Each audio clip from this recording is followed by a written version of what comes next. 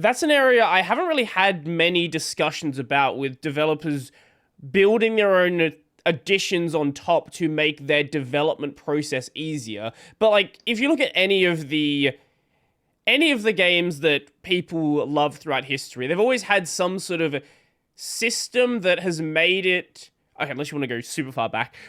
System that's made it easy to build things on top. You think of like all of the map editors for older games like Quake, for example, and things like that just make, especially with a smaller team, you don't want to be bottlenecked by the developer having to say, okay, I need to write all of the code for this. Even if you modularize it, there's always going to be things the developer is going to have to add. And being able to automate some of that systems and make it so the artists and the designers can actually do things themselves besides just doing the art or just doing design documents is obviously going to make the team flow in a much more functional way. Yeah, I mean, I'll throw to Leo on that one maybe Hmm. because A, I've been talking for a while, but B, also because I think getting the perspective of how, like, as much as we could say, like I could say, I think this is great. I Right. think there are a bunch of trade-offs, and I think getting that perspective from like the kind of other side of things is pretty cool. So I don't know. I guess on your end, Leo, how do you find using it, particularly while it's in development and not the final finished product? Honestly, the fact that I can interact with most of this without having to know a lick of code makes it really effective. Mhm. It means that I can quickly iterate on whatever we're putting into the game, do balance passes, do changes, and add in new content as without having to ask Jacko to do Mhm. it.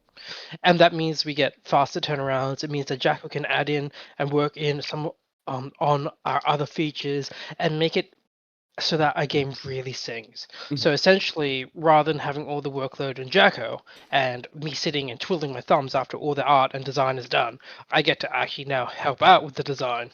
Mhm. Sorry, the implementation, and Mhm. that's actually a good workflow. Once Mhm. we do get the system in, or the new Yeah, system, I I think. should say. Yeah, yeah. I think that's one of the ones as well, is it lets me kind of like, as I'm developing it, obviously I'm getting the feedback from the designers who are using it of like, "Oh, okay, cool. Like, is it like what can I do with it?" Or Mhm. like, um I think sometimes it's one of those ones where I'm like, "Oh man, I feel like it's just like this system isn't quite good yet," but I'll like, Mm. when in doubt, push it out basically. And then go, okay, cool.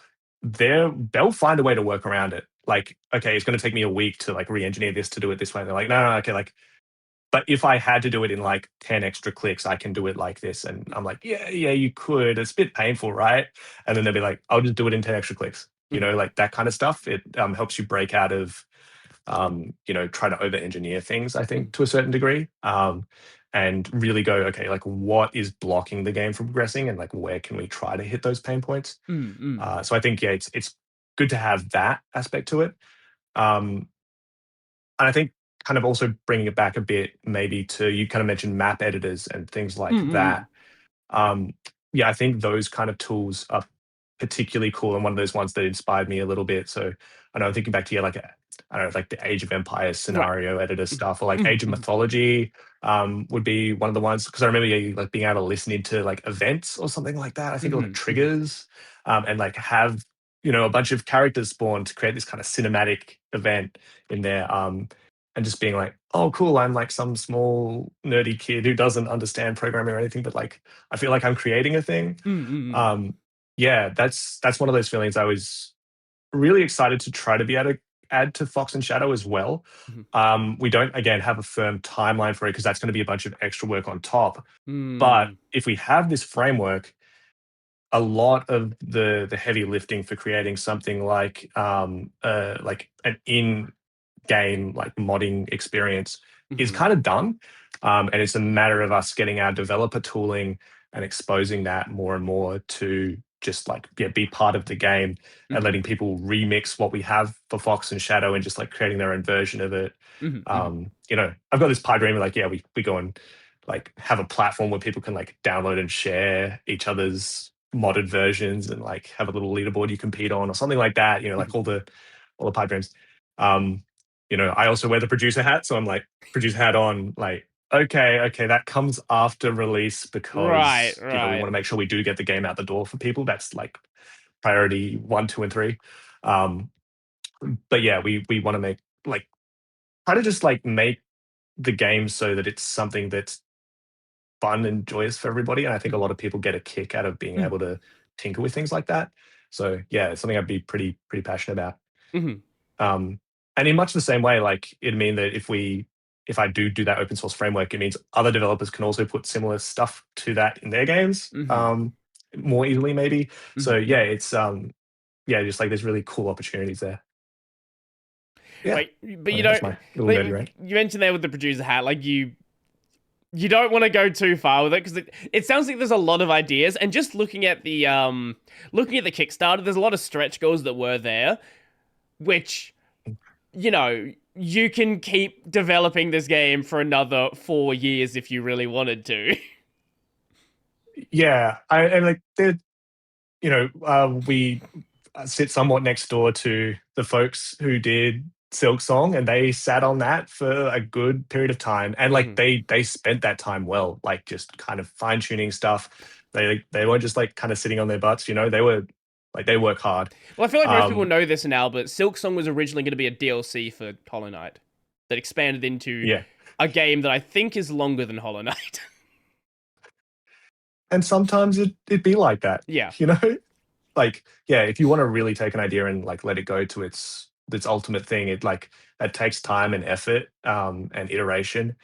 But yeah, at some point also like practical realities hit. And when it's your first game as a small studio, you know, where like we need to get things done. We need to Right. make sure that the game actually gets in people's hands. And I think actually like I think it was you that was talking about this just the other day, Leo. But yeah, like a lot of the stuff being that the things you learn from your first game, you'll need to apply to your second game. I think it was either you or Sean. It's both. But yeah, I very yeah. much subscribe to that. Like learn. Hello, hello, hello. Discord decided to cut out Hello. my audio. I couldn't hear you guys for a second. Does that? Okay. I didn't hear anything that Leo was saying. To just Okay, start can over. you hear me now? I can hear you now. Testing, testing. Okay, so I'm now trying to remember what I was saying. Right. I think a lot about learning is taking something to completion, about making sure that you know what you're doing, and the more you do something, the faster you get. It's the same with art, the same with writing, same with coding. The experience is what matters. So being able to finish Frox's Shadow means that we will be better equipped for future projects and will be better equipped to see problems before they happen. And it means that we have a better flow, and it means that nothing that we do is wasted because we learn from it. And ultimately, that's what the indie journey is. It's about making mistakes and getting better. Because again, a lot of what we do is for us. Mhm. We're making games for us. We're making this Fox and Shadow because we wanted to make a game like this. Mhm.